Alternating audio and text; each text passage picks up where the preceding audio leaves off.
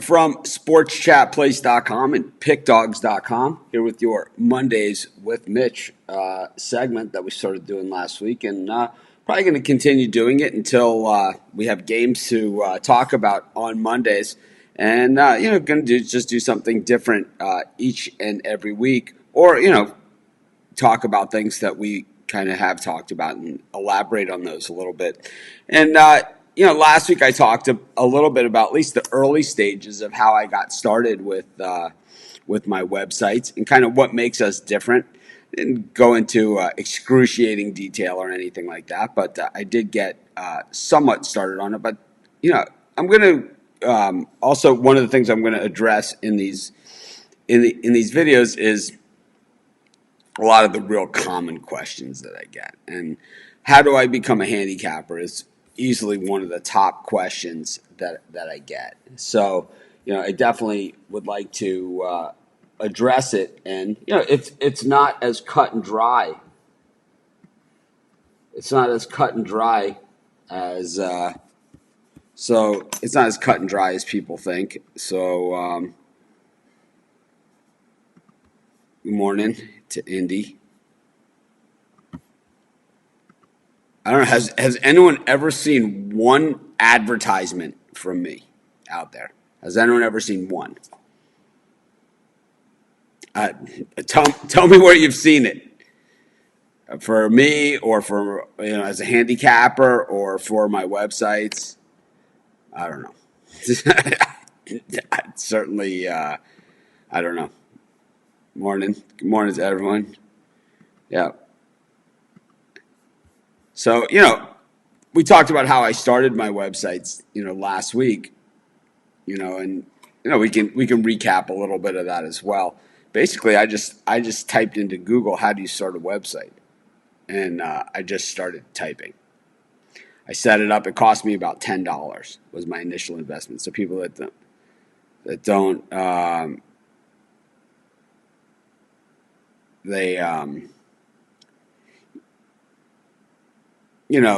the people out there that that say I don't have the money and I don't have all that stuff. I started mine with $10. Literally, that's the amount of money that I started with when I started Sports Chat Place, the original version, College Football Place. I started it with $10. So I know it probably costs you a little bit more today. Probably cost you in the $15 to $20 range, but certainly not more than that to get started. So money, not having the money to get started isn't to me a valid excuse. But so Italian gurus, he said that I should advertise, and then he's saying, there's competition out there, but we never really even look at our competition. We never even look at it. It's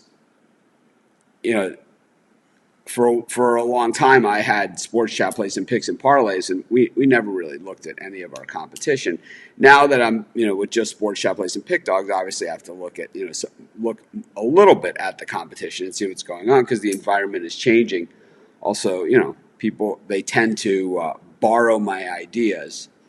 No, I don't care. It's like, no, I know. It doesn't matter. I didn't say you were. It's like now we have problems. But it's like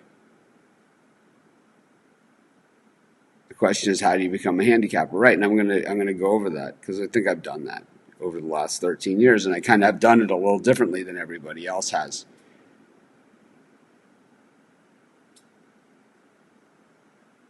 I don't know. I don't agree with you.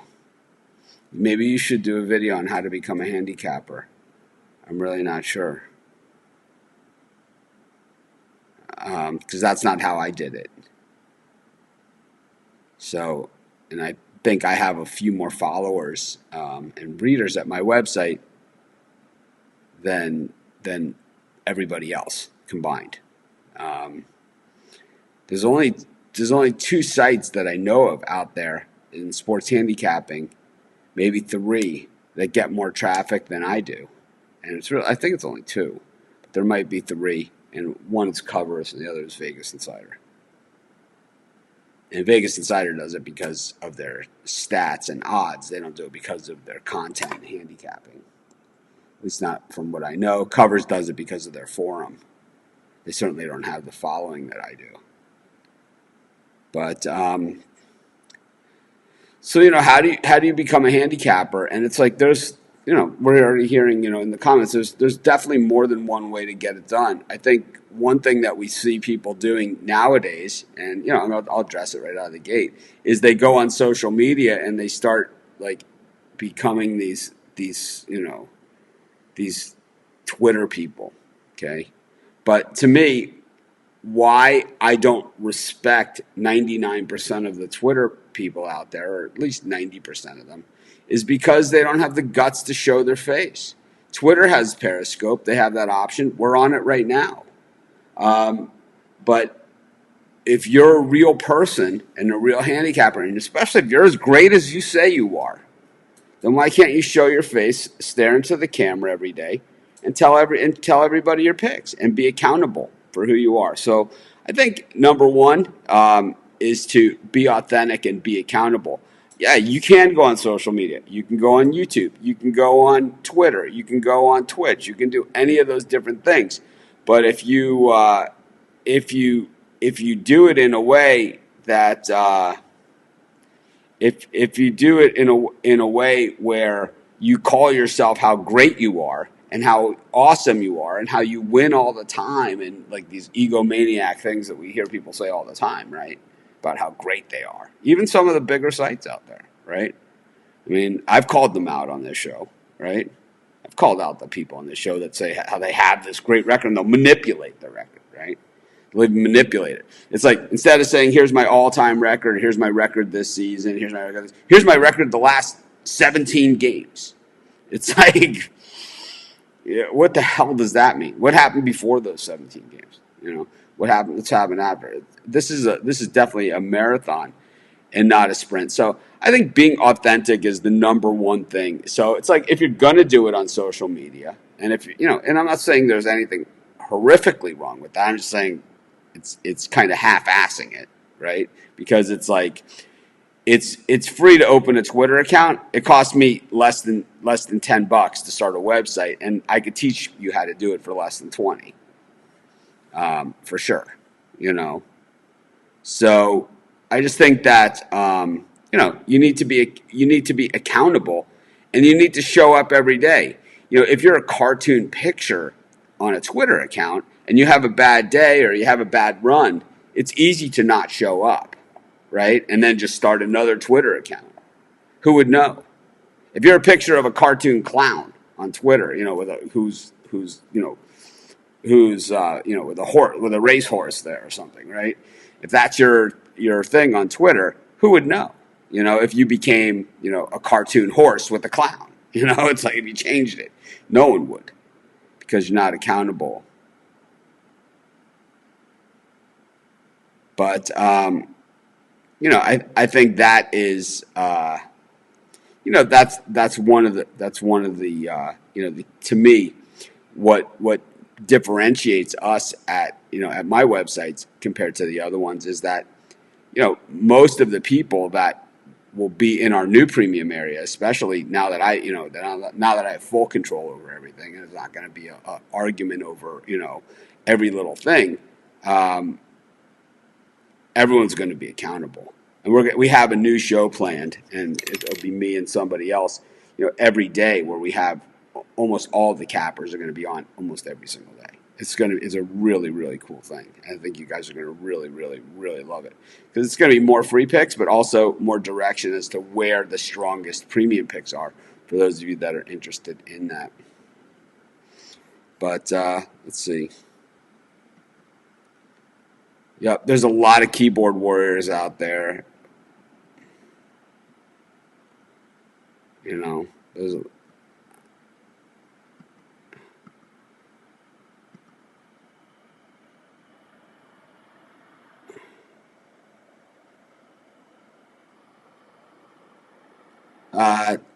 I don't agree with that. I don't. For my website, I reach way more people than any of those Twitter guys do. Way more. Way, way, way more. Way more. It's not even close. It's not even in the same ballpark. It's not even in the same. You could have 50,000 Twitter followers. You can't reach the audience that I do. I reach on, so here's an example. In February, which was a short month of this year, okay, and I didn't have picks and parlays anymore. It's just Sports Chat, Place, and Pick Dogs. We reached over 3 million people on our websites and 1.7 million people on our YouTube videos. So without the Twitter and without Facebook, which you guys know we've reached hundreds of thousands of that way as well, we already reached 4.7 million people that way. I don't think any of those Twitter cappers are doing it.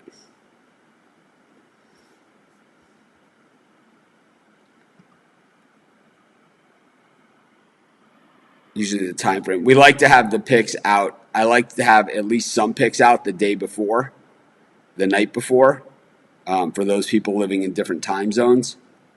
But generally, they need to be out by about noon each day. There can be later. It can be a little bit later depending on, an additional pick. But your picks for the day should be out by, noon Eastern time. Just out of respect for the customers. Yep, I'm the #1 YouTube in sports betting. It's not even close as far as views go. I did, whoever was in second place, I did 3 times as many views as they did on YouTube. Yep, there are tons of scammers out there. Tons.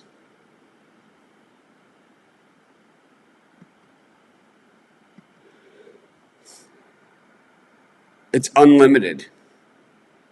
If you do all the other things right, if you're saying just on picking games and selling picks, there's so many variables, but you could make millions of dollars a year.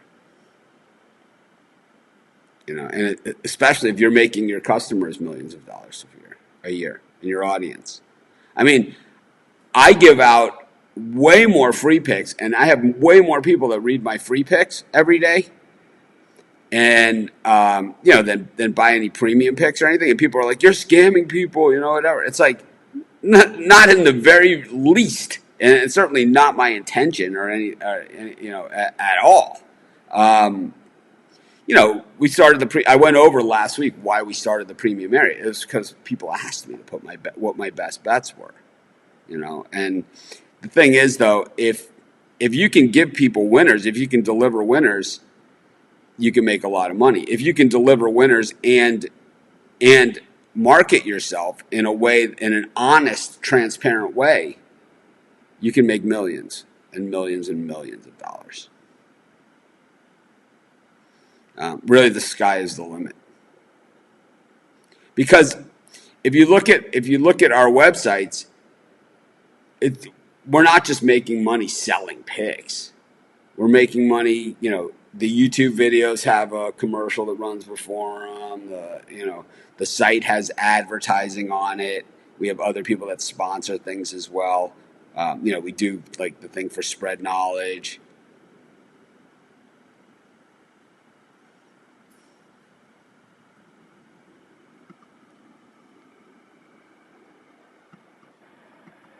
It's out there. The replay is out there, the show, but most of us had Tua going to the Dolphins there, if he's around.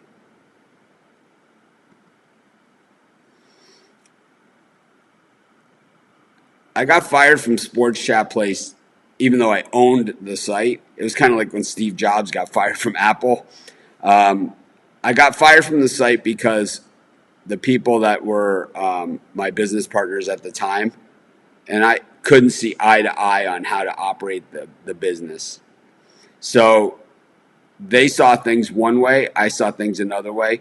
They called it a difference of opinion. I'm very stat-based. So, like, if I see that certain trends and statistics, and, we talk about this stuff all the time, if certain trends and statistics are indicating that something is working or not working, then why would you do something that would go completely against that? If you do something that if you're investing time and money into things that aren't working, it becomes super frustrating for people that like me that are used to doing things that work. So it was just a lot of frustration. I think a lot of things were said that probably didn't need to be said. I think, on my part and on other people's part, I think a lot of actions were taken on my part and on other people's part that, I think there was some juvenile behavior on, like, I'm not talking to you. It's like you give people the silent treatment. You think it's going to get better. It's like, what are you, fucking idiot? I mean, seriously, that's where it goes. It's like just really just I think on both sides there were mistakes that were made, and it was like I could have stayed at Sports Shop all along, and I could have stayed with the other company, and I could have just rode the company line.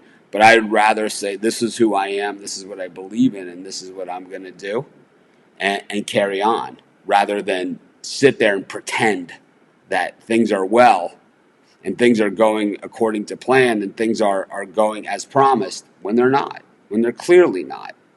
I am who I am. If I go 1-10, I'm going to say I went 1-10, and people are going to call me a piece of crap and whatever on here, and make other assumptions at me because I'm on a 1-10 run.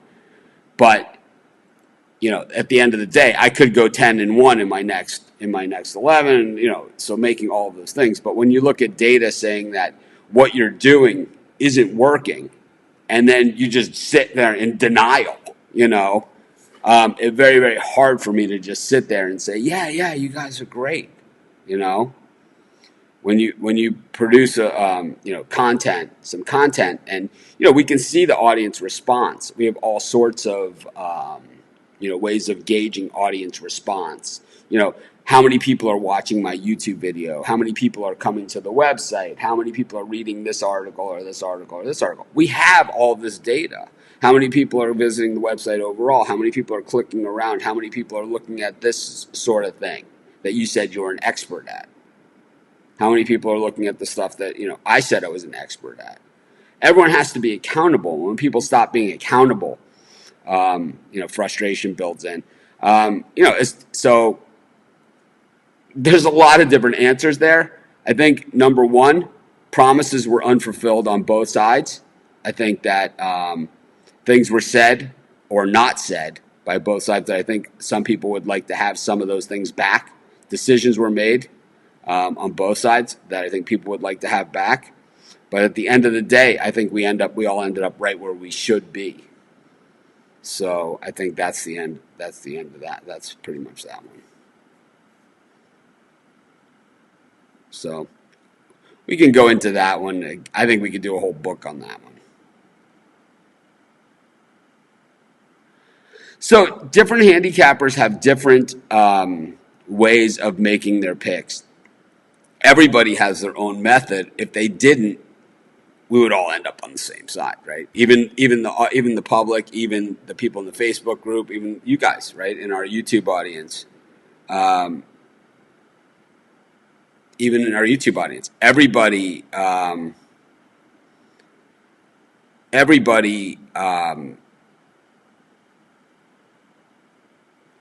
has their own way of doing it. Whether you're doing it in mathematics, what a lot of people go by trends. Some people just look at matchups, right? You hear all of these different things. I think, what you call complicated mathematics, I don't think anyone's using anything overly complicated. I think some are using more than others, But regardless, how much math you use or how little math you use or whatever method you use, everybody knows out there that you could have a game perfectly nailed and it could easily go the other way. And, it's the point spreads generally that come into it. Or, how many times have we had a baseball game nailed and some reliever comes in and blows it for us? How many times have, we had a football game nailed and it comes down to a 17-year-old walk-on kicker with a 35-mile-an-hour crosswind. It's just, you can't handicap those things, and those are all part of it.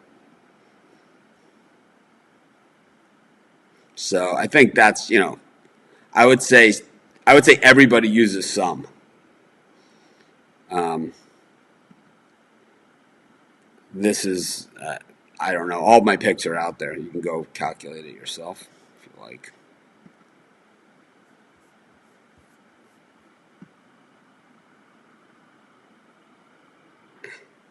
Yeah, the thing we talk about injuries and suspensions all the time, but injuries and suspensions are also part of the when they put out the point spreads, injuries and suspensions are usually taken into account in the line. And in games like in the NFL, we'll see where the line is off the board for almost the whole week, and then like Friday it will go up, right, or Saturday.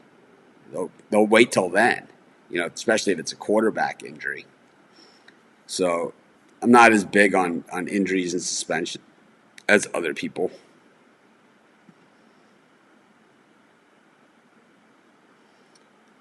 I think that he's referring to the whole sports chat place and picks and parlays thing, and I don't know if it was the best thing that ever happened to me, but it was certainly something that had to happen.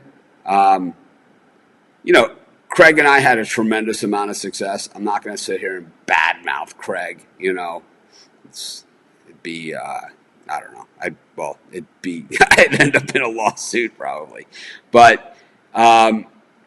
I'll just say that we had a lot of success over time, and I think that each of us had our ideas over the last few years. It wasn't something that just happened in May of last year, or June, or July, or August of last year.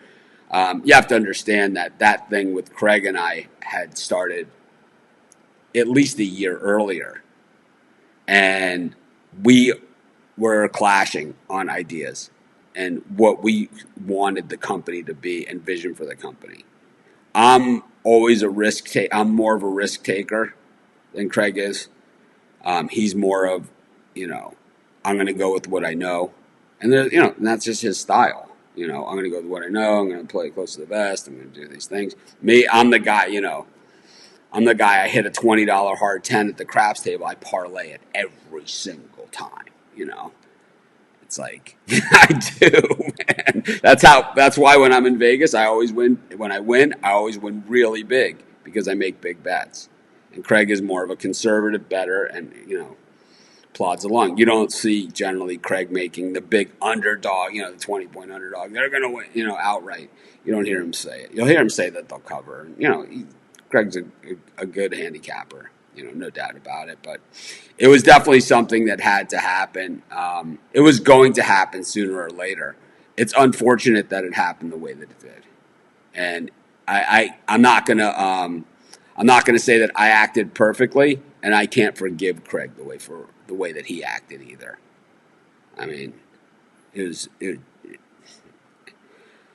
Anyways, I can't get into too much specifics there, but I'll just say it was something that it was going to happen. The writing had been on the wall for a while. I think there was a lot of tolerance both ways because I do things that Craig doesn't believe in, and Craig does things that I don't believe in. So it's kind of like when you have contrasting. When we started, we had a single mission, and it was kind of like we're going to take this picks and parlays and we're going to build it into this monster, right? And we did that. We did it.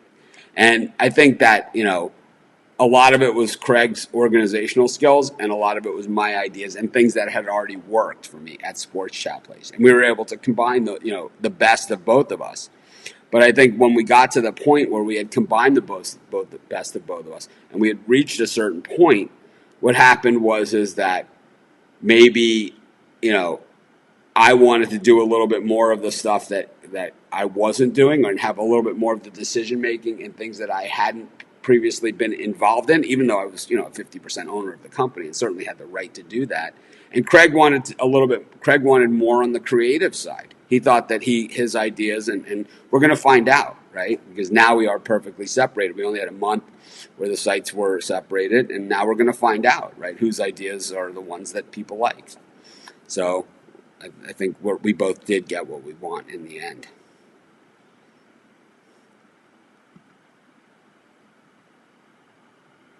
Yeah, we've gone on some incredible pick runs over the years.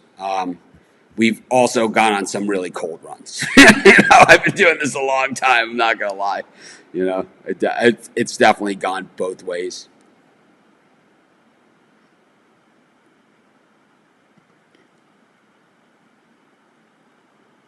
I don't drink beer. I don't drink. I'm sober. I have many years at this point because let's see, 4. So I have 15 years sober. I'm almost at 16. So most of the beers that were around back then are not the beers that are around now.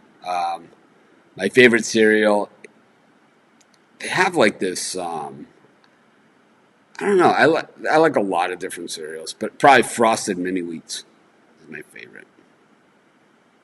I like they have a Lucky Charms that's combined with Frosted Flakes. Stuff should be illegal, man. It's so good. Oh man, how many Easter eggs? How many Reese's Easter eggs did you hide in your stomach yesterday? It's like we're gonna have an Easter egg hunt. Yeah, I'm gonna hide these Reese's peanut butter eggs in my stomach.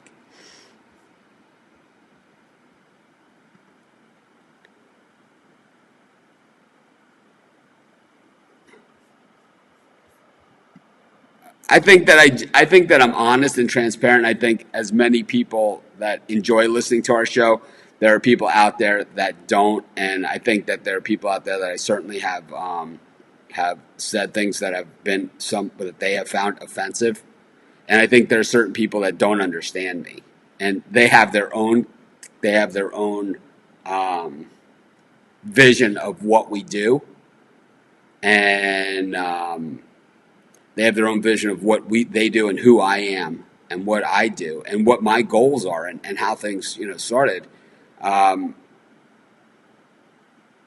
and they're just bad guesses. If they asked me, I would tell them. If people want to know exactly how things are, I think most people know that I'm the guy that before everything went down. I was like most people were like, oh, you got to do this or that. I was like, oh, everybody gets a free sports chat shirt.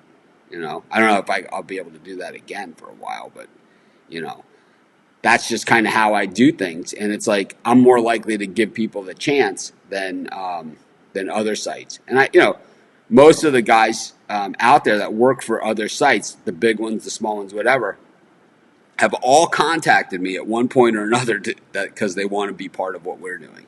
And it's just a matter of finding space for them.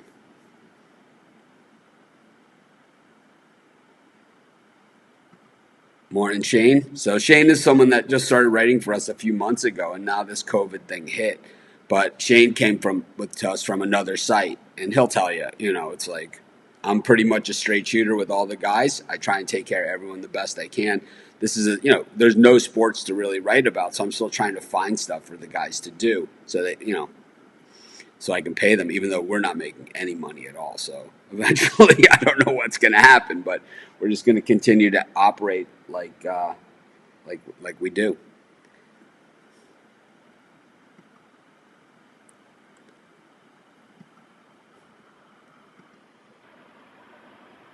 What's your thought process before you bet a game? So my thought process before I bet a game is, does it fit my formula? Does it fit? Um, does it fit? Does it fit the criteria to make me want to bet it? There's a lot of games every day, and there's some games that we like that we don't bet, and those are the ones that we say, "Oh man, I should have bet that." And then there's also ones that we like, and you know we're glad we didn't bet, right? And I've done a video on that before.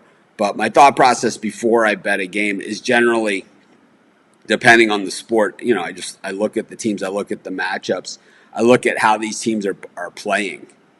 And of course, I look at the numbers and matchups. In baseball, obviously you look at the starting pitcher, but you also look at, who's, I think one thing that people underestimate, like in baseball, is how fresh is the bullpen? How much work have these guys gotten, and has it been the lefties or righties that have gotten the bulk of the work?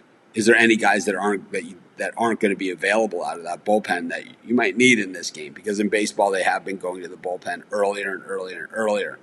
In football, it's generally matchups, home field advantage, and I think value in the line is always what I look for in point spread bets. College basketball, college football, NFL, NBA, any game that has a point spread, I look for value in the line.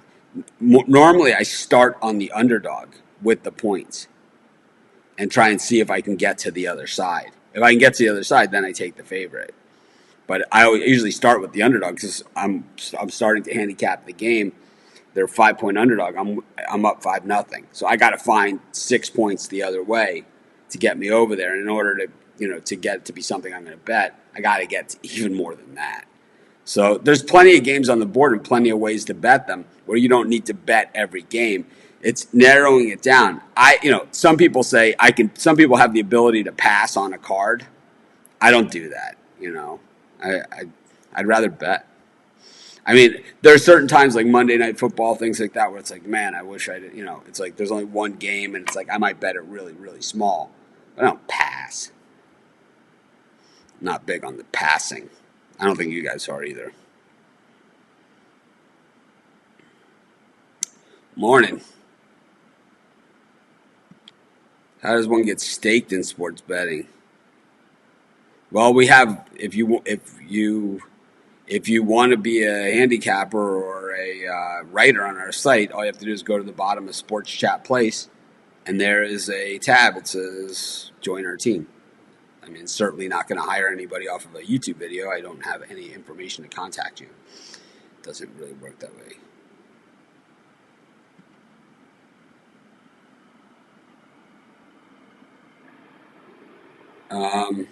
I try and be as transparent as I can, and I try and be as genuine as I can. Generally, if I'm in a good mood, you guys know it. If I'm in a bad mood, I try and make it so you guys don't know it. But a lot of times you do. I think that I take it. People say it's business or it's personal and all of that other stuff. I hear this excuse all the time, and there's certain guys in this business like Wade at Doc Sports, who's a friend of mine. But whenever he's done something that is kind of, I don't agree with, he always uses the excuse, it's business. But it's hard for anyone to say, how is business not personal? It doesn't even make sense. It's a cop out. He knows it. I'm not going to sit here and say that he doesn't know that. But I hear, he's not the only one that says that. But when most people say it's business, right? It's absolutely personal, Because business is personal. I think in the end, and till now, absolutely we have bad blood. But for many, many years, Craig and I were best friends. And I think the reason why we have bad blood now is because we were such good friends. And I think, I don't know how he feels betrayed. I don't know how he feels like he's been, but I feel like,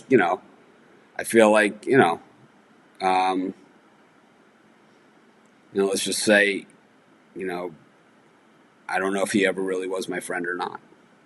I really don't know that. Because other things he has said have led me to believe that he wasn't, even though he basically said he was for very, very, or acted as if he was for a very, very long time. I honestly don't know. I don't know who this person has become. But Craig Trapp was my business partner for many years. We built the site Picks and Parlays together.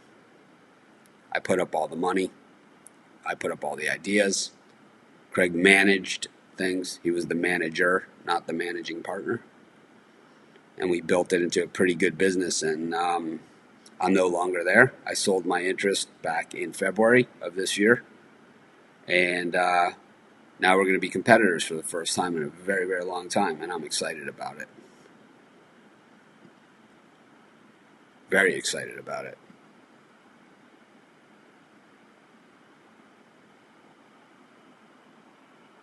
Yep. Hard 4. And actually, I've always played the hard 10. But the last time I was in Vegas, I did hard 4. And I hit it a bunch of times. I don't think the Lucky Penny can get its own show because I have other ideas for shows. Because I'm going to be doing the Spread Knowledge show. I'll be doing our regular show with the Puck Dogs. I'm doing another afternoon show with somebody else as well. So that'll be 3 shows plus my halftime shows and stuff like that. So it's just a lot to give the Penny its own show. The Penny will probably be part of the Puck Dog show.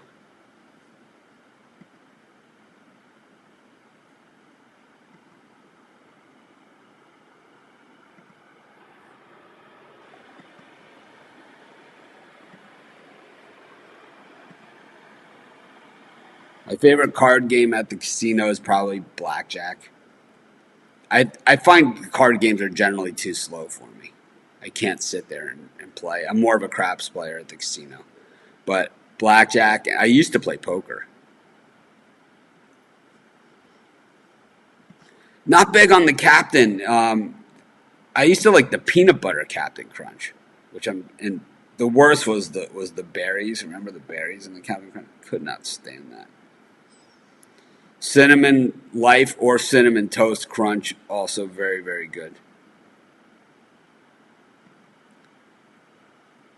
Yeah, I miss doing those daily video picks too. We were really on a roll. So here's the thing about the daily video picks is as we've had this time off, I'm building a studio. Remember, I've been talking about building a studio, and I am doing that. I'm taking this time. I was going to have somebody build it for me, and I actually paid somebody to build it for me, and they basically stole my money. But that's Nick Gieber at Fifth Street Sports. But basically, what I'm going to do is I'm going to build the studio here, and I'm going to do it myself. And I have other people that are helping me do it. And basically, virtually, they're going to walk me through it, and I'm going to buy all this stuff. And, I have it all picked out. So we're going to have all the fancy stuff that a lot of these other shows have. And you'll see that I'll have, different lighting set up. And it will be mostly for the live shows. And then for the videos, we'll just have more. I'm still going to do the videos, I think, the same way, but just with more graphics. I'm certainly not going to put up a picture of a sports book from, 6 months ago behind me and act like I have a set. I mean, that's ridiculous.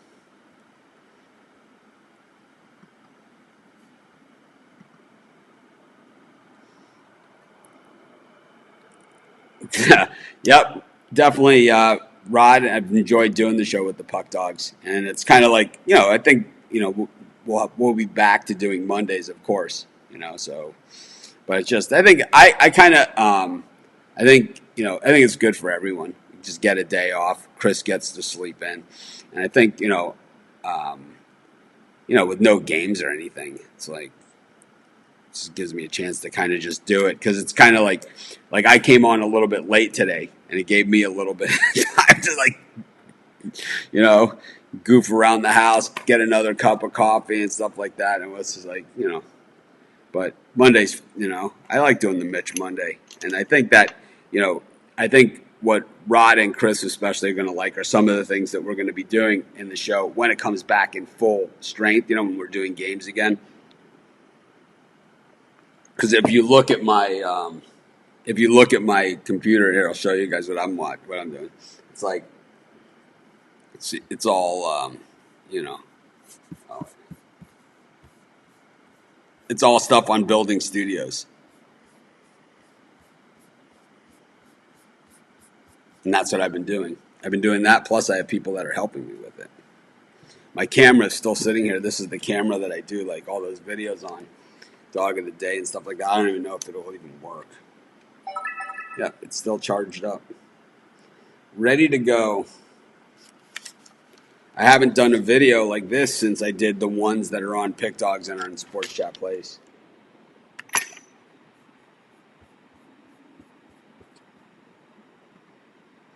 I hope they get rolling tomorrow. I am not the person to ask.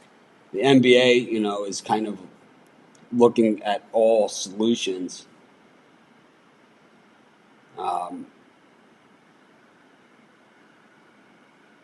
So we'll see what they come up with.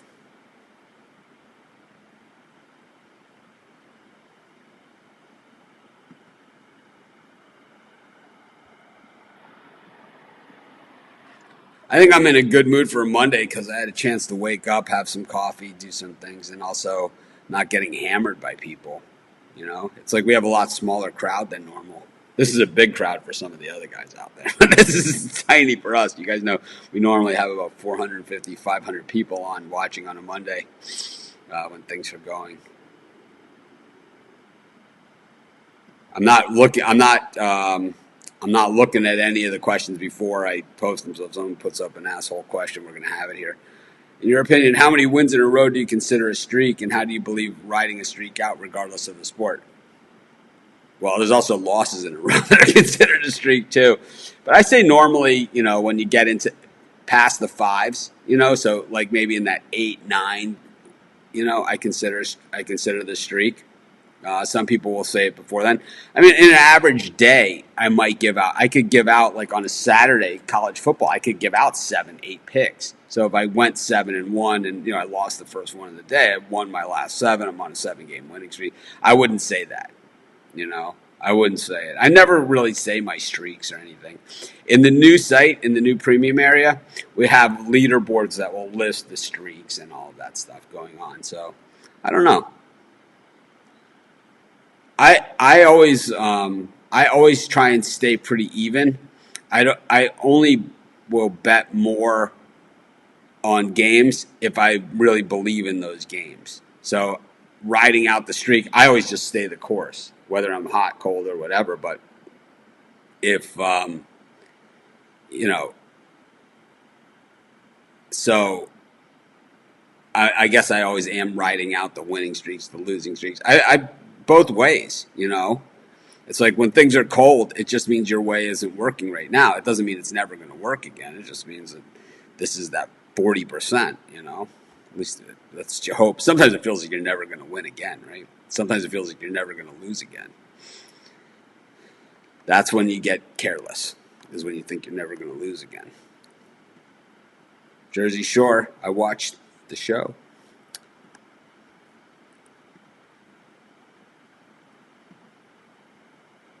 The premium picks are going to be me, the pick dogs. There'll be other people available as well.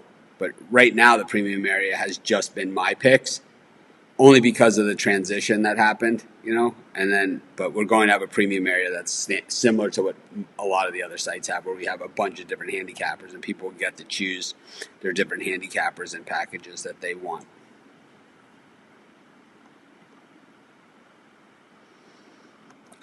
I'm good with that. I double the 11 against pretty much anything.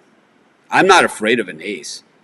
It's like if it's an ace in the hole, as far as I'm concerned, if it's not blackjack, it's a bad card because now you're sitting on an odd number. It could be sitting on a 15 or a 5. It's like I think an ace, if it's not blackjack, is not a great card.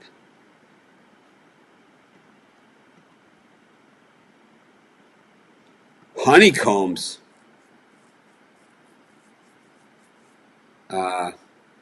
Health food.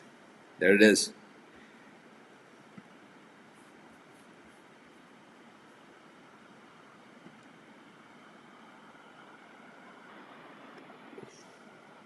I said I was going to work for a casino in Indiana. I'm not working for a casino in Indiana. We're working on getting licensed in Indiana to advertise for sports books there. You need to get a license.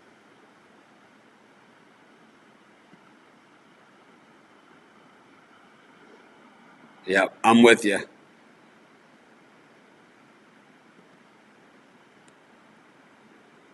If we have supporters in Brazil, nice.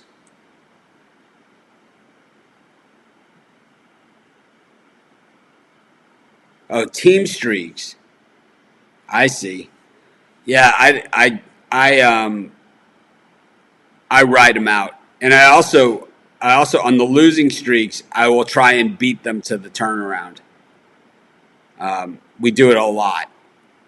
When we get back to baseball, you'll really be able to see it more so. But I think on the winning side, I ride it out even beyond the first loss. On the losing side, I try and if they're losing a bunch of games in a row, I'll try and I'll try and see where I catch value. It's a game to game thing for me for the most part.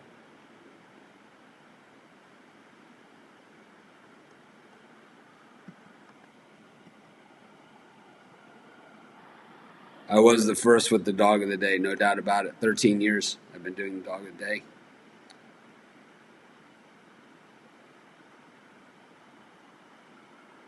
Yep, we are going to win. I don't know. Every card has too many combinations to beat you. It all depends on what you got, right? It's like, if you've got 11 and, you have to, don't you always assume that the other card is a 10 that's coming out? So I'm going to have 21. I don't think about who's going to beat me. I think about winning. I think that's one thing about blackjack that you see more than any other card game too. Is so here's a betting strategy in general. A lot of people play to not lose, while you always have to play to win. So I'm always super aggressive. You have to play to win, and I do that in everything I do. I play to win. I don't try and be conservative. It's like I have to be thinking about my hand. I can't control what the dealer has, but I know if I have 11 and I'm believing when I have 14 that most of the cards are going to be 10s, right? And that's why I'm not hitting 17, even into a queen, right? Dealer has queen, king, jack, 10 showing, right? I'm not hitting 17 even though I know they got 20. Because the next card out is more than likely going to be a 10. I have to be thinking the same thing when I have 11.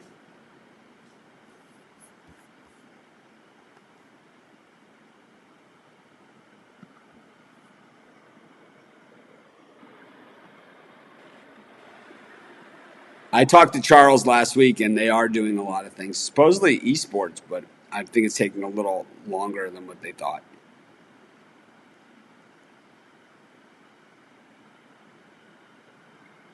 Golden grams. Nice. I like golden grams. Over the years, how much would you say you've won on sports betting if you had to guess? I'd say over $10 million. That would be my guess.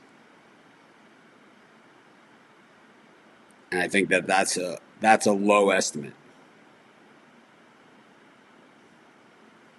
I've been pretty fortunate.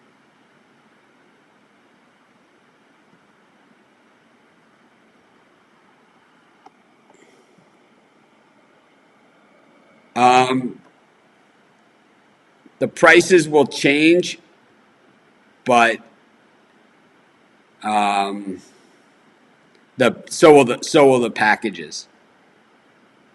It'll be fair. It certainly won't be more than what anybody else is charging. That's for sure. I have to keep the prices within to what other people are charging for the other cappers because they're on some of the guys are on other sites. So it's like you can't buy like this guy's picks at my site for $5 and they're $100 at somebody else's site. It's unfair to everybody. It's unfair to them. So we have to keep the prices similar to what other people are charging. But for my picks, I'm always figure it out.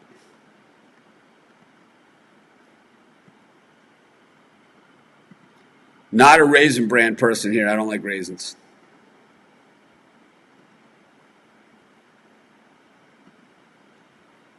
Don't like raisins, man. Don't like them. But anyways, so I don't think we really went over all the stuff into how you become a handicapper, but I think that we did cover a lot of stuff, and I think the question and answer I really probably enjoyed a lot more. But I think the thing about how you really become a handicapper is you be honest and transparent, and you put your face out there, you give out picks, and you keep showing up. And it's like that's really step 1, 2, and 3 is win, lose, sideways. And then, as far as getting yourself out there and getting your name out there, when you win and you really are authentic, and I mean, you guys know, anyone that watches this show, well, not everybody, but a lot of people that watch the show or have ever found me in my websites, found me either if they found me themselves, they've told somebody about me, and good or bad. And if not, a lot of people were told by their friend, about me.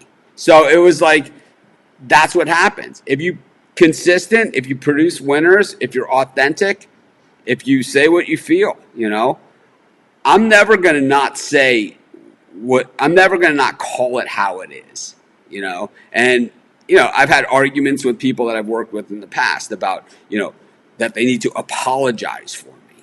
It's like, I got news for you. I'm not sorry.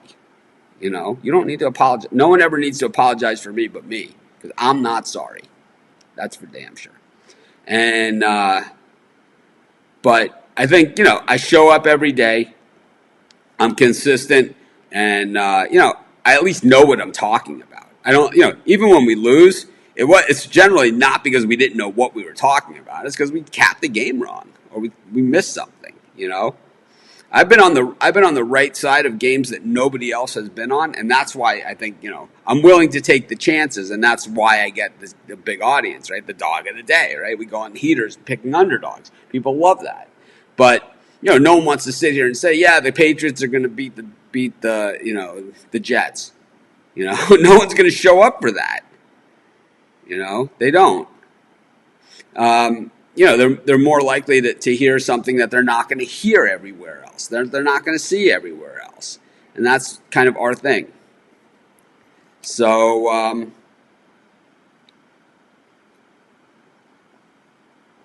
think that's a big part of it. And then, so I'll end this with a little bit of a story. So when I started College Football Place, I always did Dog of the Day. But back then, some of the day we only cover college football, so there's certain days of the week where there's only one game, right? And back then there was even less games during the week than there are now. So Florida Atlantic was playing Troy, and Florida Atlantic was a favorite in that game.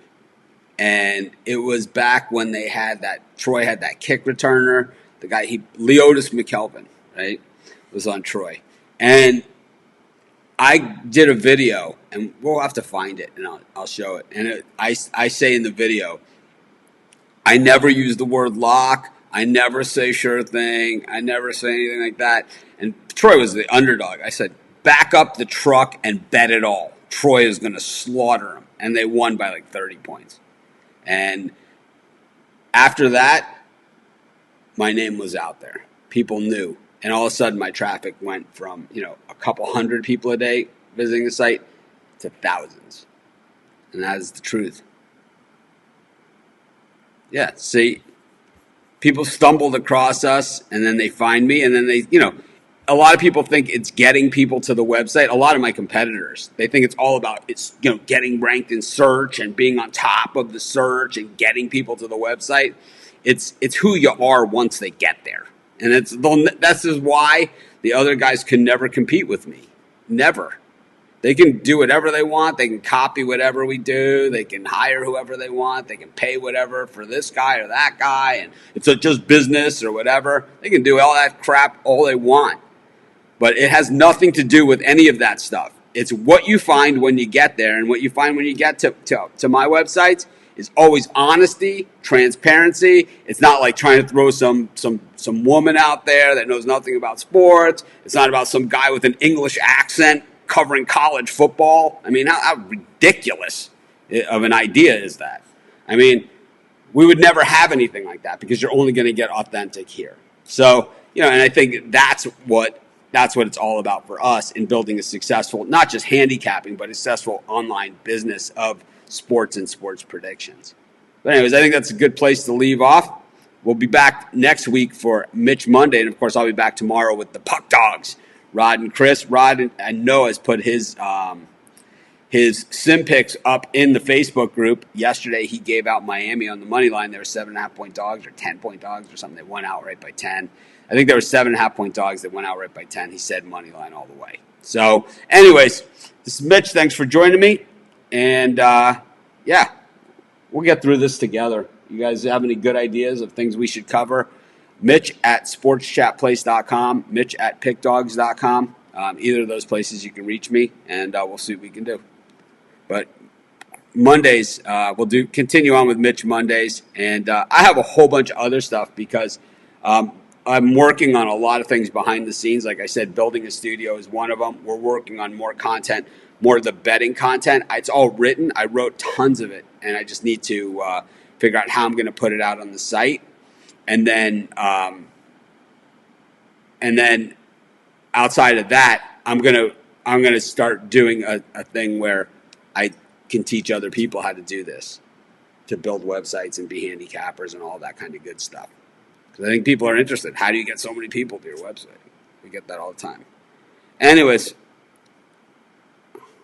yep. Puck Dogs hit more than they didn't just hit winning parlays the last day of hockey.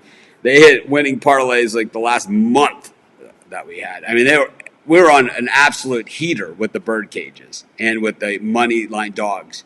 We were just crushing it heading into the tournament. So it's all right, it's all good. We'll be back, and we'll brush it all off, and we're going to be better for it. Anyways, this is Mitch. Thanks for joining me. I'll see you guys tomorrow with the Puck Dogs.